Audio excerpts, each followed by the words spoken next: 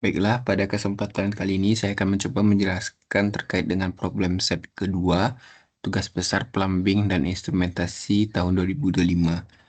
Nah, pada problem set kedua ini kita akan membahas terkait dengan perhitungan jumlah alat plumbing minimum, jumlah alat plumbing tambahan, dan juga terkait dengan kebutuhan air pada suatu bangunan.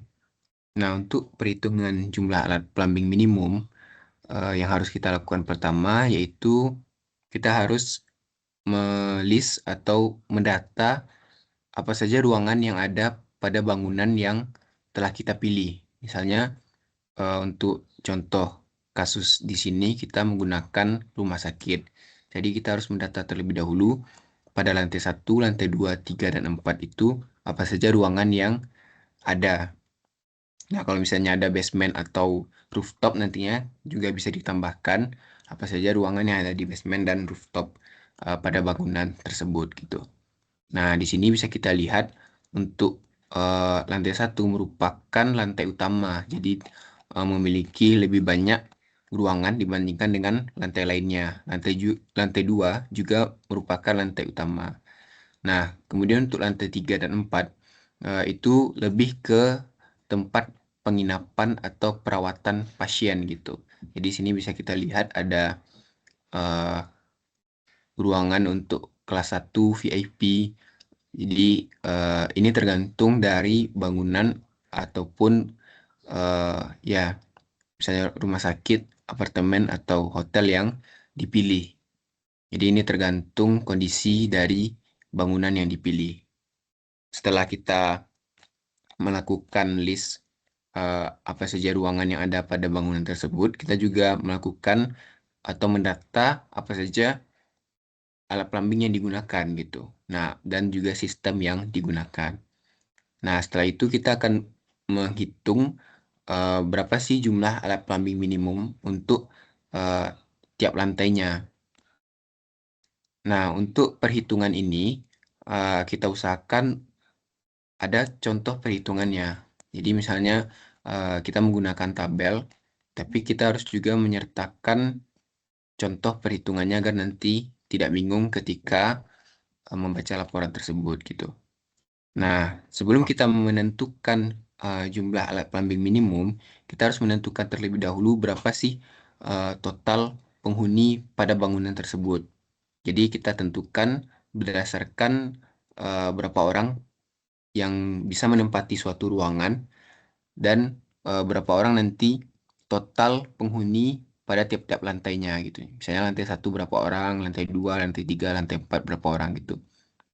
Nah, caranya di sini setelah kita data apa saja ruangan-ruangan yang ada pada bangunan yang telah kita pilih, kita data berapa sih total ruangan tersebut gitu. Misalnya untuk packaging room cuman satu ruangan untuk lantai 1 gitu. Nah, kemudian untuk ruangan dokter itu ada dua gitu. Nah, ruangan eh, infectious hospitalization room itu ada 4 gitu di lantai 1. Nah, di lantai 2 juga gitu. Nah, berapa sih ruangan-ruangannya gitu. Untuk dokter room juga ada dua gitu. Nah, setelah kita list dan kita cari berapa total ruangannya, setelah itu kita ukur berapa sih luas dari ruangan tersebut gitu. Nah, caranya bisa kita gunakan pakai CAD dengan tools measure. So, kita bisa pakai measurement. Itu bisa langsung kita pilih yang area. Nah, atau bisa juga secara manual gitu. Jadi nanti misalnya di contoh gambarnya itu ada ukuran untuk ujung ruangan, panjang ruangannya itu 6 meter, lebarnya 4 meter, berarti kan untuk luas dari ruangan tersebut kan 6 kali 4 gitu, dapat nanti 24 meter kuadrat. Nah, di sini setelah diukur itu luas ruangannya itu 20 meter kuadrat. Nah, kita juga cari ini kan total areanya atau luas total dari ruangan tersebut.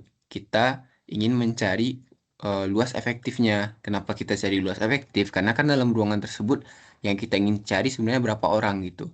Nah, sementara kan dalam ruangan tersebut nggak hanya ada orang, ada barang, ada penempatan lainnya gitu kan. Nah, berapa sih luas efektif untuk orang gitu? Nah, itu tuh untuk persentasenya bisa kita lihat di buku Morimura.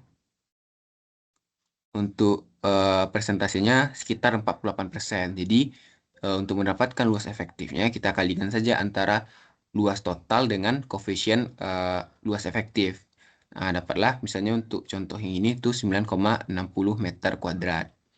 Nah, setelah kita dapatkan luas efektifnya, kita harus menentukan kepadatan atau faktor beban ruangan tersebut. Maksudnya di sini adalah berapa sih ruangan tersebut per meter kuadratnya itu bisa menampung orang.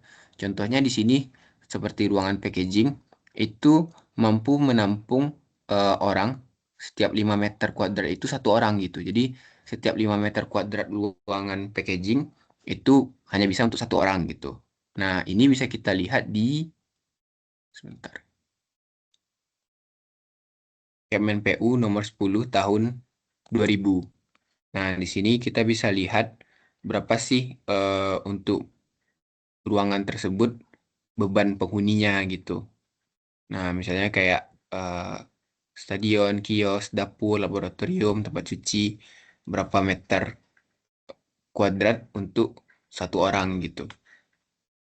Nah, untuk ruangan yang misalnya tidak ada di Permen PU ini bisa dilakukan pendekatan saja gitu. Misalnya kayaknya ruangan tersebut lebih eh, cocok kalau misalnya faktor bebannya dipakai yang garasi gitu.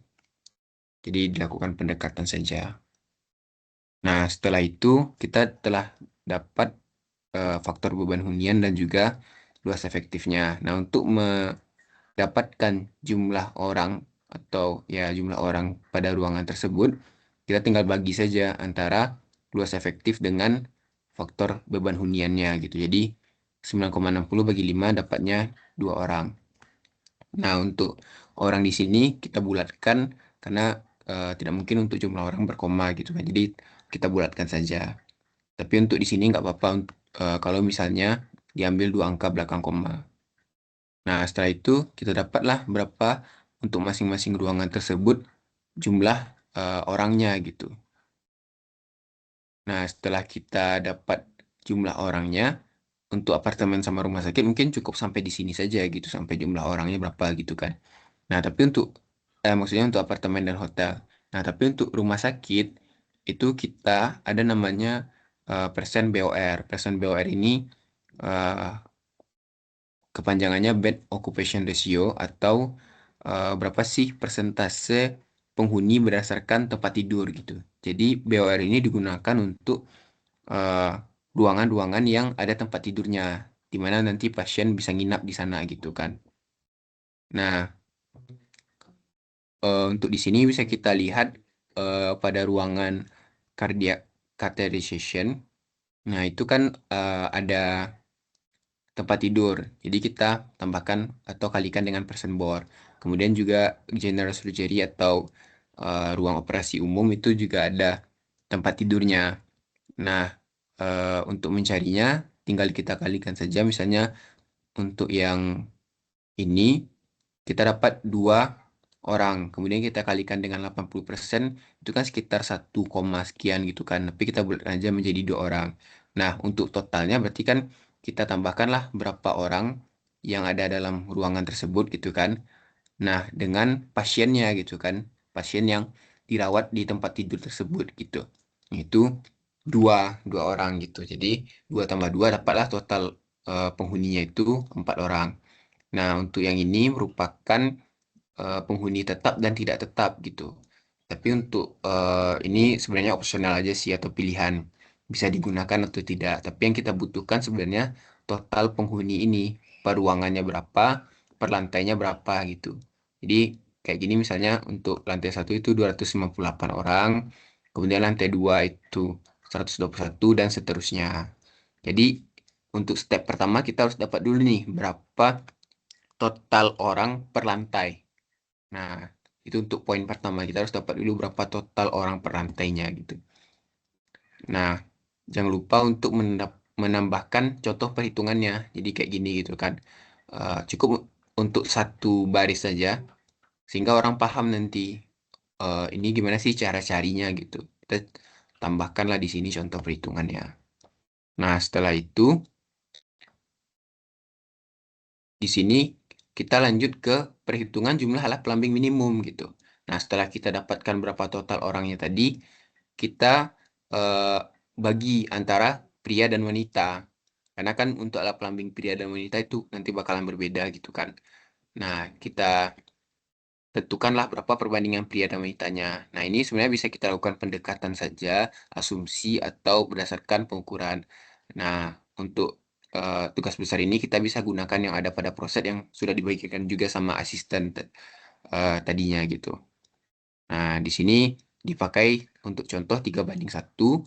Jadi, karena di sini contohnya kita membedakan antara penghuni tetap dan tidak tetap, jadi perhitungannya dipisah gitu. Tapi kalau misalnya kita cuma pakai total penghuni aja juga boleh gitu.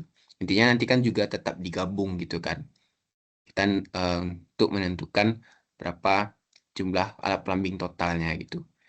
Nah, tadi kan kita dapat misalnya untuk penghuninya itu sebanyak 108 gitu kan. Nah, kita bagilah berapa pria dan berapa wanitanya gitu. Nah, caranya ya kita bagi menggunakan rasio tadi gitu. 3, 3:1 berarti kan untuk pria 3/4 dikali 108, 81. Nah, kemudian 1/4 berarti kan dikalikan lah dengan 108 dapat 27. Jadi, untuk pria 81 dan untuk wanita 27. Nah, setelah kita dapatkan populasi pria dan wanita ini, kita tentukanlah alat plumbing minimum untuk pria dan wanita tersebut gitu. Nah, di sini kita bisa gunakan atau melihat referensi dari SNI Plumbing 8153 2015. Kita bisa lihat peruntukannya gitu. Jadi, karena ini rumah sakit, kita lihatlah untuk rumah sakit gitu. Jadi, untuk 36 sampai 55 pria berapa kloset gitu untuk klosetnya. Nah, wanita juga berapa. Nah, karena di sini tidak ada urinal dan alat plumbing lainnya, itu kita bisa juga mengacu ke SNI tahun 2000. Kita bisa menggunakan pendekatan ke hunian usaha atau hunian kumpulan. Nah, misalnya di sini kita gunakan pendekatan untuk hunian usaha itu berapa gitu untuk klosetnya, jumlah bak cuci tangannya atau jumlah petorasannya gitu. Mana yang lebih cocok kita menggunakan pendekatan ke hunian usaha atau hunian kumpulan gitu. Nah, setelah itu kita dapatkan berapa klosetnya, lavatory, sama urinalnya. Nah, untuk voucher ini bakalan mengikuti berapa jumlah kloset yang ada gitu. Karena kan biasanya berapa jumlah kloset, eh, segitu juga jumlah keran atau vouchernya gitu. Karena di tiap kloset kan ada kerannya nanti gitu. Nah, untuk selanjutnya, setelah kita dapat alat plumbing minimum untuk tiap lantai dan juga ya tiap lantai. Nah, kita tambahkan juga alat plumbing tambahannya gitu. Nah, untuk alat plumbing tambahan ini sebenarnya tergantung desain kita, tergantung yang kita mau gitu. Nah, kita mau tambahnya berapa gitu. Nah, ini tergantung dengan eh, bangunan juga dan juga desain bangunan yang telah kita buat gitu kan. Contohnya untuk alat plumbing minimum yang kita dapatkan kloset itu ada 6. Nah, sementara kita punya kamar di lantai satu itu ada 9. Berarti kan kurang nih klosetnya. Bukan kurang sih, tapi gak mungkin kan 3 kamar lagi itu nanti nebeng ke kloset yang kamar lainnya gitu. Nah, tambahkan aja. Berarti tambah 3 kloset lagi gitu. Berarti 1 kamar 1 kloset gitu. Nah, untuk voucher juga gitu atau keran. Misalnya ada musola nih, berarti kan perlu ada tambahan gitu kan untuk uh, vouchernya mengikuti uh, berapa sih jumlah keran yang dibutuhkan untuk musola atau masjid gitu. Nah, jadi ditambahkan aja untuk sink kan kalau misalnya ada dapur, berarti kan harus ada sink gitu kan. Nah, tambahkanlah sink atau shower gitu. Tapi kalau nggak pakai shower ya juga nggak masalah gitu untuk rumah sakit. Tapi kalau untuk apartemen atau hotel mungkin ada nanti ketentuan untuk showernya di SNI gitu. Nah, setelah itu kita rekap lah berapa totalnya gitu, total alat plumbing minimum dan tambahan. Jadi ini udah rekapitulasi seluruh alat plumbingnya, klosetnya berapa, lavatorynya berapa, faucet, urinal, sink, dan shower. Nah, dapatlah kita keseluruhan alat plumbing itu 154 buah gitu. Nah, untuk ini juga ditambahkan, misalnya kan C ini kita nggak tahu nih, C ini apa, L ini apa, F ini apa. Tambahkan nanti keterangannya gitu. C itu apa, L, F, U, S, I, dan S, H ini gitu. Nah, selanjutnya kita udah selesai untuk perhitungan jumlah alat plumbing gitu. Nah, sekarang kita masuk ke perhitungan kebutuhan air bersih pada suatu bangunan. Contohnya di sini adalah rumah sakit. Nah, tapi untuk bangunan lain juga sama caranya gitu. Nah, untuk perhitungan jumlah kebutuhan air bersih ini sebenarnya kita bisa menghitung menggunakan tiga cara. Nah, di sini akan dicontohkan dua cara perhitungan. Yang pertama itu menggunakan unit beban alat plumbing atau UBAP dan juga menggunakan jumlah penghuni dan konsumsi air rata-rata per hari gitu. Nah, untuk cara pertama kita kan udah tahu nih berapa sih jumlah alat plumbing yang ada dan per lantai itu berapa gitu. Alat plumbingnya apa aja, terus berapa totalnya gitu kan. Nah, kita list lah apa-apa aja alat plumbingnya totalnya berapa gitu. Nah, untuk kloset dan juga urinal itu kan dia ada tipenya gitu. Ada yang katup glontor dan juga eh, tangki glontor gitu. Nah, flush tank ini kan tangki glontor. Ada katup glontor dan tangki glontor.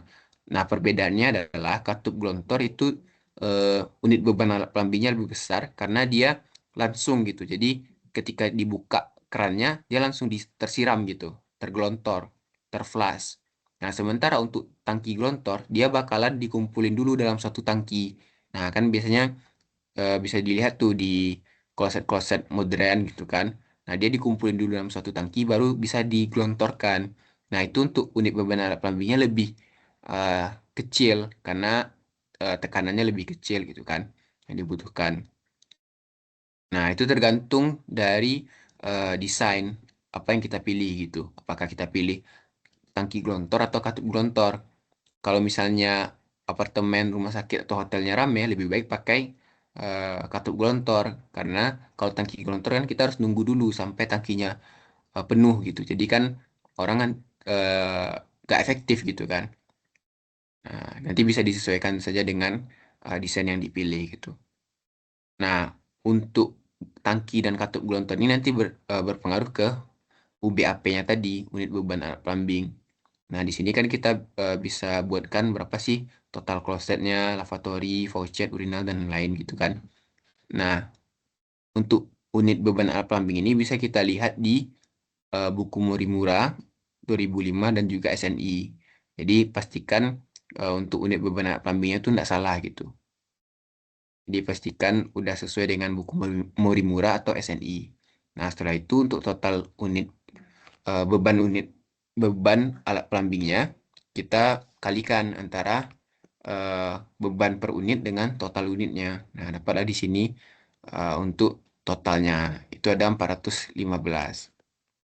Nah, setelah itu kita dapatkan 415 untuk UBAP-nya atau unit beban alat plumbingnya. Nah, gimana cara kita mendapatkan kebutuhan air bersih pada bangunan tersebut? Nah, itu bisa dilihat di grafik yang ada di buku Morimura.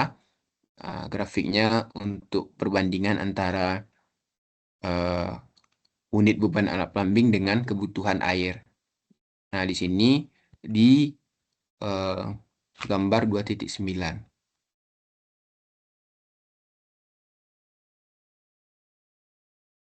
Nah, ini. Jadi tadi kan kita udah hitung tuh untuk unit beban alat plumbingnya itu 415. Jadi kita tarik garis ke sini. Nah, dapatlah berapa eh, kebutuhan airnya gitu. Nah, untuk garis satu dan 2 ini ada nanti keterangannya di buku Morimura itu untuk sistem yang menggunakan katup gelontor dengan tangki gelontor gitu. Jadi satu atau dua ini nanti ada keterangannya nanti. Jadi kalau misalnya sistem kita menggunakan tangki gelontor, kita tarik ke garis ini misalnya kan. Nah, terus kita dapat berapa sih alirannya gitu. Nah, di sini didapatkan untuk kebutuhan airnya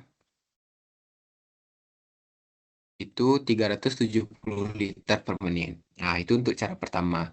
Nah, kalau misalnya mau dapat perharinya gimana? Ya tinggal kalikan aja berapa menit rumah sakit tersebut beroperasi. Misalnya 9 jam kan 9 kali 60 berapa menit gitu kan. Dapatlah kebutuhan liter per harinya berapa gitu. Nah, kemudian untuk cara kedua menggunakan jumlah penghuni dengan kebutuhan air rata-rata. Nah, jumlah penghuninya setelah kita hitung kan tadi total pada rumah sakit ini ada 744 penghuni gitu. Nah, pada tabel 3.12 di buku Morimura itu kebutuhan air per hari di rumah sakit per orangnya itu 500 gitu, 500 liter. Jadi 500 liter untuk satu orang per hari. Nah, kita kan udah dapat tuh berapa orangnya. Tinggal kita kalikan lah berapa jumlah orangnya dengan kebutuhan air per hari. Nah, dapat di sini 372 ribu liter per hari atau 372 meter kubik per hari. Jadi kebutuhan air rumah sakit per hari itu segini gitu. Nah, untuk perbandingannya nanti kita bisa bandingkan gitu. Mana yang lebih besar, biasanya itu yang kita pakai gitu. Nah, untuk proses sekarang atau proses 2 ini cuman sampai di situ dulu gitu. Setelah itu kita akan membahas terkait dengan penyediaan air dingin untuk suatu bangunan.